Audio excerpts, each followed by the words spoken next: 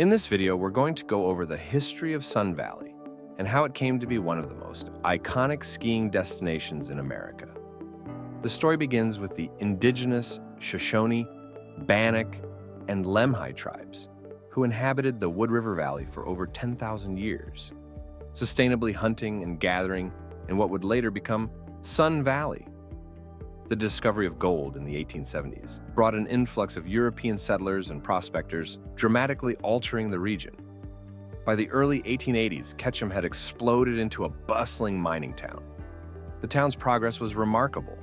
It even boasted the first electric light plant and telephone system in Idaho territory.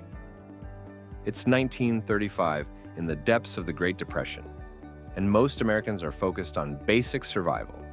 Yet one visionary railroad executive is dreaming bigger.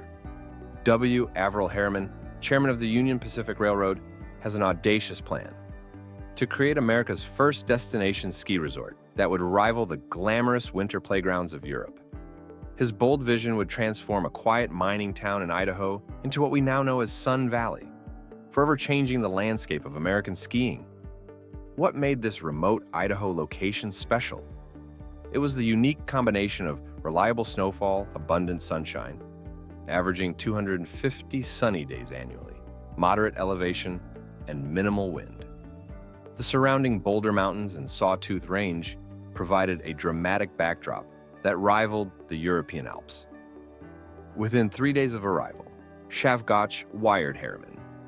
It contains more delightful features for a winter sports center than any other place I have seen in the United States, Switzerland, or Austria. Harriman moved with remarkable speed, purchasing 4,300 acres for just $4 per acre. He commissioned Boston architect Gilbert Stanley Underwood, known for his work on national park lodges, to design the resort's centerpiece.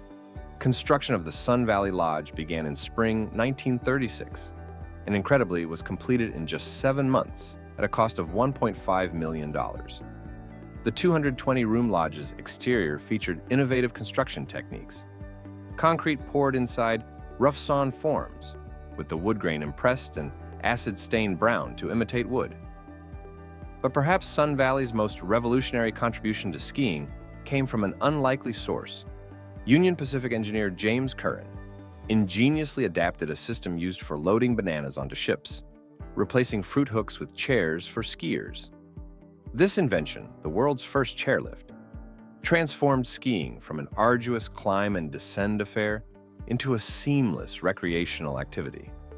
The original lift on Dollar Mountain moved at 152 feet per minute and carried skiers up 628 vertical feet. Marketing genius Steve Hannigan, who ironically hated cold weather and thought skiers were nuts, crafted the resort's image. He even coined the name Sun Valley to emphasize the area's abundant sunshine. Hannigan brilliantly marketed the resort as a playground for Hollywood stars, arranging for celebrities to arrive via Union Pacific's direct rail service from Los Angeles to Ketchum. During its first season, the resort hosted an impressive array of luminaries, including Clark Gable, Gary Cooper, and Errol Flynn. Ernest Hemingway became particularly enamored with Sun Valley, completing For Whom the Bell Tolls in Suite 206 of the Lodge in 1939. He eventually purchased a home in Ketchum, where he spent his final years.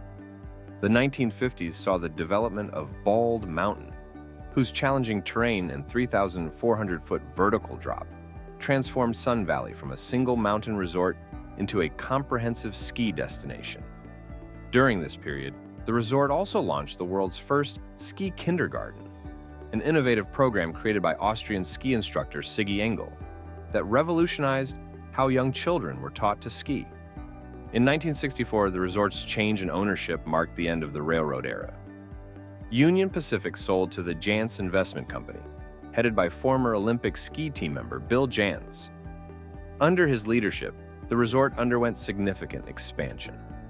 The north-facing Warm Springs area was developed, 7 new chairlifts were added, and the number of trails increased from 33 to 62. The first 2 double chairs on Warm Springs were installed in 1965, with the upper Limelight featuring a 2,200-foot vertical rise, the greatest in the U.S. at the time. Janss also introduced modern amenities like snowmaking, initially covering 40 acres up to an elevation of 8,200 feet, thought to be the highest anywhere at the time. The Elkhorn area was developed beginning in 1972, adding another dimension to the resort's offerings. A pivotal moment came in 1977 when Utah businessman Earl Holding purchased Sun Valley through his company, Sinclair Oil, for about $12 million. Despite initial local skepticism, evidenced by bumper stickers reading, "Earl is a four-letter word," Holding proved his commitment to long-term improvement rather than speculation. Under his ownership, Sun Valley saw substantial developments, including extensive snowmaking capabilities, high-capacity chairlifts, and the construction of 4 impressive day lodges. The 1980s and 1990s brought further modernization. 3 high-speed quad chairlifts were installed in 1988, Christmas Challenger and Greyhawk, followed by 4 more in the 1990s. New day lodges were constructed at various locations: Warm Springs, 1992, Seattle Ridge, 1993, and River Run, 1995. These facilities, built with logs, river rock, and glass, maintained the resort's traditional aesthetic while offering modern amenities. Beyond winter sports, Sun Valley has evolved into a year-round cultural destination. The Sun Valley Summer Symphony, established in 1985, has grown into one of the country's premier classical music festivals, attracting over 50,000 attendees annually. The resort hosts the Sun Valley Writers Conference, the Sun Valley Film Festival, and numerous performing arts events at the 450-seat Argyros Performing Arts Center, which opened in 2018. The turn of the millennium ushered in an era of continued innovation. In 2009, the Roundhouse Express gondola was installed on Bald Mountain, connecting the River Run base to the historic Roundhouse restaurant. The gondola not only improved skier transportation, but also made the Mid-Mountain restaurant accessible to non-skiers. In 2021, the expansion included a new Broadway chairlift and expanded the resort's terrain options. The following years saw further improvements, including the Warm Springs Enhancement Project in 2023, which greatly improved skier circulation on the mountain. Today's Sun Valley continues to set industry standards while honoring its pioneering heritage.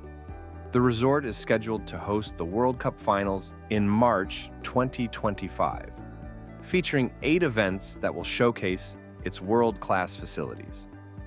As it approaches its 90th anniversary, the resort continues to balance tradition with innovation, ensuring its place among the world's premier mountain destinations for generations to come. That's it for this week's Leisure Lore.